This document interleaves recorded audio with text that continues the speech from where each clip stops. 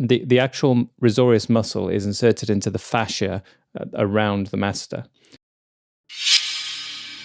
When you're treating the masseter, if you get a little bit superior and a little bit medial, then you can affect the Risorius muscle. And that causes sometimes an even more upsetting asymmetry of smiling. And that's basically because you're relaxing a little muscle that pulls the corner of the mouth when you do a big smile.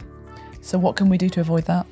So yeah, one of the problems I realized with this is if you Google masseter reduction Botox pattern or injection points for toxin, you get a very common description that if you actually look at the lines, which I'm sure we can get up on the screen for you, you'll see that the line that is often used draws a line right to the oral commissure. And if you look at the top kind of right-hand side of where that line is inferior to it, you're actually very close to the insertion point of Risorius.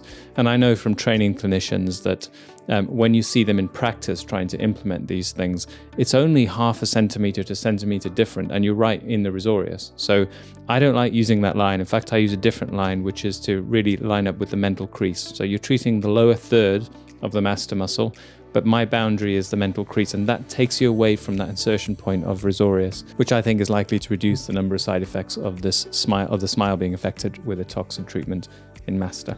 So when you're injecting the masseter, what do you do to reduce that risk? Apart from using a different boundary, which means I'm less likely to inject near that insertion point of Risorius, the other thing that's really important when injecting the masseter to avoid that particular side effect, as well as another side effect, is to make sure that you're deep enough.